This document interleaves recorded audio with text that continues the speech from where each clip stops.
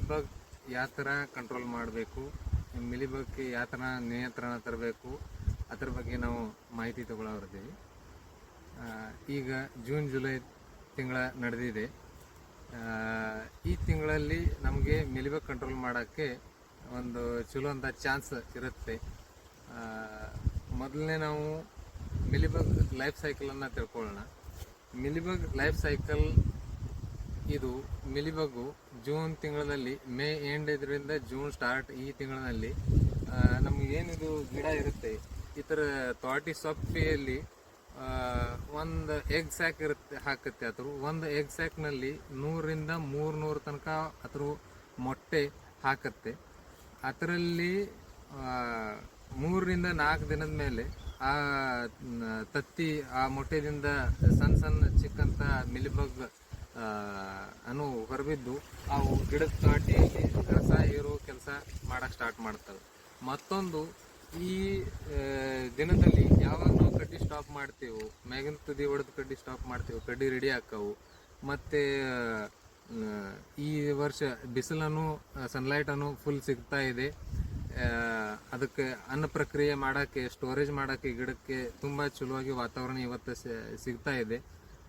ಈ ಹಂತದಲ್ಲಿ ನಮ್ಮ ಗಿಡದ ಸ್ಟೇಮ್ ಏನದಾವು, ಗಿಡದ ಏನು ಇವು ಬ್ರಾಂಚಸ್ ಇದಾವು, ಉಲಾಂಡೆಟ್ಟಿ ಅದಾವು, ಅವು ಈ ವಾತಾವರಣದಲ್ಲಿ ಉಬ್ಬುತ್ತಿರ್ತಾವೆ, ಮೊಟ್ಟೆ ಹಾಕಿರ್ತಾವೆ, ಅದ್ರ ಸೈಜ್ ದಪ್ಪ ಹಾಕಿರುತ್ತೆ. ಅದರಲ್ಲಿ ಈ ಸ್ಟೇಮ್ನಲ್ಲಿ ಈ ಉಲಾಂಡೆ ಈ ಗಿಡದಲ್ಲಿ ಸಣ್ಣ ಹೇರ್ದಂಥ ಕ್ರ್ಯಾಕ್ ಬರ್ತದೆ. ಅದು ದಪ್ಪ ಆಗುತ್ತೆ, ಸಣ್ಣಂಗಿ ನಮ್ಮ ಕೂದಲು ಎಳೆಯಂಗೆ ಅದರಲ್ಲಿ ಕ್ರ್ಯಾಕ್ ಆಗುತ್ತೆ. ಅದರಿಂದ ಒಂದು ಅಂಟು ಬಂದಂಗೆ ಒಂದು ಸಣ್ಣಂಗಿ ಒಂದು ದ್ರವ ಹೊರಗೆ ಬರುತ್ತೆ. ಅದನ್ನು ಫಸ್ಟ್ ಟೈಮ್ ಆದಾಗ ಅದನ್ನು ತಿಂದು ಅವು ಸಣ್ಣ ಚಿಕ್ಕಂತ ಮಿಲಿಬಗ್ಗಳು ಅವನು ಬೆಳಿತಾವೆ ತೋಟಿಯಲ್ಲಿ. ಆಮೇಲೆ ದೊಡ್ಡದಾದ್ಮೇಲೆ ಎಲೆ ಕಡ್ಡಿ ಗಿಡದಿಂದ ರಸ ಹೀರಿ ಅವು ಮೊಟ್ಟೆ ಆಗುತ್ತವೆ. ಮುಂದೆ ಹೋಗಿ ಫಿಮೇಲನ್ನು ಅವ್ರ ವಯಸ್ಸಾದ್ಮೇಲೆ ಅಡಲ್ಟ್ ಆದಮೇಲೆ ಅವು ಮತ್ತೆ ಮುಂದಿನ ಪ್ರಜನನಕ್ಕೆ ರೆಡಿ ಆಗುತ್ತವೆ. ಮೇಲಿದ್ದನು ಅವು ಪ್ಯೂಪಾ ಕಂಡೀಷನ್ದಾಗ ಹೋಗಿ ಕೆಲವು ದಿನ ಅದಕ್ಕೆ ಪ್ಯೂಪಾದಾಗ ಹೋಗೋದ್ಲೆ ಅವು ನೆಲದೊಳಗೆ ಹೋಗ್ತಾವು. ಆಮೇಲೆ ಅವು ಒಂದು ಸಣ್ಣ ಚಿಟ್ಟೆ ಥರ ಆಗಿ ಹೊರಬೀಳ್ತವೆ. ಆಮೇಲೆ ಅವು ಫಿಮೇಲ್ ಜೊತೆ ಮೀಟಿಂಗ್ ಮಾಡಿ ಮುಂದಿನ ಜನ್ರೇಷನ್ ಮತ್ತೆ ಅವು ಮಾಡೋಕ್ಕೆ ಅವು ರೆಡಿ ಆಗಿರ್ತವೆ. ಈ ಥರ ಆಯ್ತು ಲೈಫ್ ಸೈಕಲ್ ನಡೆಯುತ್ತೆ. ಈ ಲೈಫ್ ಸೈಕಲನ್ನು ಬ್ರೇಕ್ ಮಾಡಬೇಕಾದ್ರೆ ಈ ಜೂನ್ ಜುಲೈ ತಿಂಗಳ ಅಗದಿ ಒಳ್ಳೆ ಈಗ ಈ ಸ್ಟೇಜ್ ಇದೆ. ಇದರಲ್ಲಿ ಫೀಮೇಲ್ ಮಿಲಿಬಗ್ಗು ಈ ಗಿಡದ ತೋಟಿಯಲ್ಲಿ ತತ್ತೆ ಹಾಕುತ್ತೆ. ಈ ಮೊದಲನೇ ಮಳೆ ಆದಮೇಲೆ ಹಾಕುತ್ತೆ. ಅದು ಇನ್ನೂ ತನಕ ಯಾವ ಗ್ರೇಪ್ ಏರಿಯಾದಲ್ಲಿ ಮಳೆ ಆಗಿಲ್ಲ. ಅಂದರೆ ಈಗ ಅದ್ರ ತತ್ತೆ ಹಾಕೋ ಈಗ ಸರಿಯಾಗಿ ದಿನಮಾನ ಈಗ ಬಂದಿದೆ. ಮತ್ತು ಈಗ ಮುಂದಿನ ಜನ್ರೇಷನ್ ಮಾಡೋಕ್ಕೆ ಈಗ ರೆಡಿ ಅದಾವೆ. ಈ ಹಂತದಲ್ಲಿ ನಮಗೇನು ಮಾಡಬೇಕು, ಫಸ್ಟ್ ಮಳೆ ಆದಮೇಲೆ ಅಂದರೆ ನಿಮ್ಮದು ಒಲಾಂಡೆ ಏನಿದೆ ಇದು ಮತ್ತು ಗಿಡ ಪೂರ್ತಿ ಇದನ್ನು ತೊಯ್ಯುವಂಗೆ ಮಳೆ ಆಗಬೇಕು. ಇದನ್ನೆಲ್ಲ ಹಸಿ ಆಗುವಂಗೆ ಮಳೆ ಆಗಬೇಕು. ಆ ಹಸಿ ಆಗುವಂಗೆ ಮಳೆ ಆದಮೇಲೆ ನಮಗೂ ಅದನ್ನು ಸ್ಟೇಮ್ ಮತ್ತು ಗಿಡ ಮತ್ತು ಒಲಾಂಡೆ ಎಲ್ಲ ವಾಶ್ ಮಾಡೋದಿದೆ. ಎತ್ತರಿಂದ ವಾಶ್ ಮಾಡೋದಿದೆ ಅಂದರೆ ಕ್ಲೋರೋಫೈರಿಫಾಸ್ 50% 50 EC ಕ್ಲೋರೋ 100 ಲೀಟರ್ಗೆ 100 ml ಹಾಕಿ ಅದರಲ್ಲಿ ಸ್ಟಿಕ್ಕರ್ ಅಥವಾ ಸ್ಪ್ರೆಡರ್ ಹಾಕಬೇಕು. ಸಿಲಿಕಾನ್ ಬೇಸ್ ಸ್ಟಿಕ್ಕರ್ ಹಾಕಿ ಅದನ್ನು ವಾಶ್ ಮಾಡಬೇಕು. ಮಳೆ ಆದಮೇಲೆ ಯಾಕೆ ವಾಶ್ ಮಾಡಬೇಕಂದ್ರೆ ಇವೆಲ್ಲ ತೋದಿರು ಇರುತ್ತವೆ. ಇದು ಟೀ ಮತ್ತು ಗಿಡ ಎಲ್ಲ ತೋದಿದ್ದು ಇರುತ್ತೆ. ಅದರಿಂದ ಎಲ್ಲ ಕಡೆ ಔಷಧಿ ಸ್ಪ್ರೆಡ್ ಆಗೋಕ್ಕೆ, ತೋಟಿ ಒಳಗೂ ಸ್ಪ್ರೆಡ್ ಆಗೋಕ್ಕೆ ಹೆಲ್ಪ್ ಆಗುತ್ತೆ. ಅಂಥದ್ರಲ್ಲಿ ನಾವು ಸಿಲಿಕಾನ್ ಬೇಸ್ ಸ್ಪ್ರೆಡರ್ ಯೂಸ್ ಮಾಡಿದ್ರೆ ನಮಗೆ ಎಲ್ಲಿ ಕವರೇಜ್ ಸಿಗಲ್ಲ ಅಲ್ಲಿ ಕೂಡ ನಮ್ಮ ಕ್ಲೋರೋ ಹೋಗುತ್ತೆ, ಸ್ಪ್ರೆಡ್ ಆಗುತ್ತೆ, ಪೆನಿಟ್ರೇಟ್ ಆಗುತ್ತೆ ಒಳಗಡೆ. ಮತ್ತು ಒಳಗಡೆ ಇದ್ದಿರುವ ಅದ್ರ ಮೊಟ್ಟೆ, ಅದ್ರ ಸಣ್ಣ ಮಿಲಿಬಗ್ಗು ಎಲ್ಲ ಕೊಂದು ಹಾಕಕ್ಕೆ ಹೆಲ್ಪ್ ಆಗುತ್ತೆ. ಈ ಥರ ನಾವು 3 ಸಲ ಮಾಡಬೇಕು ವರ್ಷದಾಗಿದ್ದ. ನಿಮ್ಮಲ್ಲಿ ಮಿಲಿಬಗ್ ಹೆಚ್ಚಿದ್ರೆ 3 ಸಲ, ಅದರ್ವೈಸ್ 2 ಸಲ ಮಾಡ್ರೂ ನಡೆಯುತ್ತೆ. ಈಗ ನಿಮ್ಮಲ್ಲಿ ಮಿಲಿಬಗ್ ಹೆಚ್ಚಿಗೆ ಇತ್ತಂದರೆ ಈ ಜೂನ್ ಜುಲೈ ತಿಂಗಳದಾಗ ಒಂದು ಎಕ್ಸ್ಟ್ರಾ ಮಾಡಬೇಕು. ಇರ್ಲಿಕ್ಕಾರೆ ರೆಗ್ಯುಲರ್ವಾಗಿ ನೀವು ಏಪ್ರಿಲ್ ಪ್ರೂನಿಂಗ್ ಮಾಡ್ತೀರಿ, ಅವಾಗೊಮ್ಮೆ ಮತ್ತು ಅಕ್ಟೋಬರ್ ಪ್ರೂನಿಂಗ್ ಮಾಡ್ತೀರಿ ಅವಾಗೊಮ್ಮೆ. ಈ 2 ಸಲ ನೀವು ಕ್ಲೋರೋ ಮತ್ತು ಅದರಾಗ ಸ್ಪ್ರೆಡರ್ ಹಾಕಿ ನೀವು ಸ್ಟೆಮ್ ಮತ್ತು ಗಿಡ ಎಲ್ಲ ಒಲಾಂಡೆ ಎಲ್ಲ ವಾಶ್ ಮಾಡ್ಕೋಬೇಕು. ಈ ಥರ ವಾಶ್ ಮಾಡಿದ್ರೆ ನಿಮಗೂ ಮಿಲಿಬಗ್ನು ಕಂಟ್ರೋಲ್ ಆಗುತ್ತೆ, ನಿಮಗೂ ಸ್ಟೆಮ್ ಬೋರರ್ನು ಕಂಟ್ರೋಲ್ ಆಗುತ್ತೆ. ಸ್ಟೆಮ್ ಬೋರರ್ನು ಇದರಲ್ಲಿ ಕಂಟ್ರೋಲ್ ನಿಮಗೆ ಸಿಗುತ್ತೆ. ಮತ್ತೊಂದು ಥರ ಮಿಲಿಬಗ್ ಕಂಟ್ರೋಲ್ ಮಾಡೋದಂದರೆ ಡ್ರಿಪ್ ಮುಖಾಂತರ ಮಿಲಿಬಗ್ ಕಂಟ್ರೋಲ್ ಮಾಡುವಾಗ ನಾವು ಡ್ರಿಪ್ದಿಂದ ಏನು ಕೆಮಿಕಲ್ ಬಿಟ್ಟು ಅದನ್ನು ಕಂಟ್ರೋಲ್ ಮಾಡ್ಬೋದು. ಅದರಲ್ಲಿ 2 ಥರ ನೀವು ಕೆಮಿಕಲ್ ಯೂಸ್ ಮಾಡ್ಬೋದು. ಒಂದು ಸ್ಲೇಯರ್ ಪ್ರೋ ಮತ್ತು ಒಂದು ಅಡ್ಮೈರ್. GSP ಕಂಪ್ನಿದು ಸ್ಲೇಯರ್ ಪ್ರೋ, ಅದರಲ್ಲಿ 30% ಥೈಮೆಥೋಕ್ಸಾಮ್ ಈ ರಸಾಯನ ಇದೆ. ಅದನ್ನು ನಾವು ಪರ್ ಪ್ಲಾಂಟ್ ಅಂದರೆ ಪ್ರತಿಯೊಂದು ಗಿಡಕ್ಕೆ 1 ml ಸ್ಲೇಯರ್ ಪ್ರೋ ಈ ಥರ ತಗೊಂಡು ನೀವು ಡ್ರಿಪ್ ಮುಖಾಂತರ ಬಿಡ್ಬೋದು. ಅಡ್ಮೈರ್, ಬಾಯರ್ ಕಂಪ್ನಿದ ಅಡ್ಮೈರ್ ನೀವು ಬಿಡೋದಾತಂದ್ರೆ ಅದ್ರಾಗ ಇಮಿಡಾಕ್ಲೋಪ್ರಿಡ್ 70% WG ಫಾರ್ಮ್ಯುಲೇಷನ್ದಲ್ಲಿ ಇದೆ. ಅದನ್ನು ನೀವು ಬಿಡುವಾಗ ಅಡ್ಮೈರ್ ಬಗ್ಗೆ ಬೇರೆ ಬೇರೆ ರೈತರು ಎಲ್ಲರದು ಒಂದು ಬೇರೆ ಬೇರೆ ಮತಾಂತರ ಇದೆ. ಯಾರು 150 ಗ್ರಾಮ್ ಪರ್ ಎಕರ್ ಬಿಡ್ತಾರೆ, ಯಾರು 200 ಗ್ರಾಮ್ ಬಿಡ್ತಾರೆ, ಯಾರು 300 ಗ್ರಾಮ್ ಬಿಡ್ತಾರೆ. ಇದರಲ್ಲಿ ಸರಿಯಾದ ಏನು ಪ್ರಮಾಣ ಅಂದರೆ ಅದು ಎಕರ್ ವೈಸ್ ಇಲ್ಲ, ನಿಮ್ಮದು ಪ್ಲಾಂಟ್ ಮ್ಯಾಗಿದೆ, ಗಿಡ ಮ್ಯಾಗಿದೆ. ಪ್ರತಿಯೊಂದು ದ್ರಾಕ್ಷಿ ಬಳ್ಳಿಗೆ, ಪ್ರತಿಯೊಂದು ದ್ರಾಕ್ಷಿ ಗಿಡಕ್ಕೆ 0.4 ಗ್ರಾಮ್ ಅಡ್ಮೈರ್ ಹೋಗಬೇಕು. ಅಂದರೆ ನಿಮ್ಮ ಪ್ಲಾಟ್ನಲ್ಲಿ 1000 ಗಿಡ ಇದ್ದರೆ 400 ಗ್ರಾಮ್ ಅಡ್ಮೈರ್ ಹೋಗಬೇಕು. 800 ಗಿಡ ಇತ್ತಂದರೆ 320 ಗ್ರಾಮ್ ಅಡ್ಮೈರ್ ನೀವು ತಗೋಬೇಕು. ನಿಮಗೆ ಪ್ಲಾಟ್ ಎಷ್ಟು ಗಿಡದ ನಿಮ್ಮದು ಪ್ಲಾಟ್ ಐತಿ ಅದನ್ನು ನೋಡಿ ಆದಷ್ಟು ನೀವು ಅಡ್ಮೈರ್ ತಗೋಬೇಕು. ಆಮೇಲೆ ನೀವು ಡ್ರಿಪ್ ಮುಖಾಂತರ ಬಿಡಬೇಕು. ಡ್ರಿಪ್ ಮುಖಾಂತರ ಬಿಡುವಾಗ ಬಹಳಷ್ಟು ಕಾಳಜಿ ತಗೋಬೇಕು ಅಂದರೆ ಏನು, ನಿಮ್ಮದು ಡ್ರಿಪ್ ಇರಿಗೇಷನ್, ಡ್ರಿಪ್ ಸಿಸ್ಟಮ್ ಅಗದಿ ಅಕ್ಯುರೇಟ್ ಕೆಲಸ ಮಾಡಬೇಕು. ಅದರಲ್ಲಿ ಎಲ್ಲ ಕಡೆ ಡಿಸ್ಚಾರ್ಜ್ ಸೇಮ್ ಬೀಳಬೇಕು, ಎಲ್ಲ ಕಡೆ ಪ್ರೆಷರ್ ಸೇಮ್ ಇರಬೇಕು. ಮತ್ತೊಂದು ಮೈಕ್ರೋಟ್ಯೂಬ್ ಹಾಕಿದವರು ಡ್ರಿಪ್ ಮುಖಾಂತರ ಬಿಡಕ್ಕೆ ಹೋಗಬಾರ್ದು. ಯಾವಾಗಲೂ ನೀವು ಎಷ್ಟು ಪ್ರೆಷರ್ ಕಂಟ್ರೋಲ್ ಮಾಡಕ್ಕೆ ನೋಡ್ರೂ ನಿಮ್ಮದು ಸಬ್ಲೈನ್ ಹತ್ತಿರ ಗೊಬ್ಬರ ಹೆಚ್ಚಿಗೆ ಬೀಳುತ್ತೆ, ನೀರು ಹೆಚ್ಚಿಗೆ ಬೀಳುತ್ತೆ. ಸಬ್ಲೈನ್ ಮುಗಿದ ಎಂಡಿಗೆ ಹೆಂಗೆ ಹೋಗ್ತೀರಿ ಹಂಗೆ ನೀರು ಕಡಿಮೆ ಆಗುತ್ತೆ. ಆ ಥರಾಗಿ ಮೈಕ್ರೋಟ್ಯೂಬ್ದವರು ಡ್ರಿಪ್ ಮುಖಾಂತರ ಮಿಲಿಬಗ್ ಸ್ಟೆಮ್ ಬೋರರ್ ಕಂಟ್ರೋಲ್ ಮಾಡೋಕ್ಕೆ ಹೋಗಬಾರ್ದು.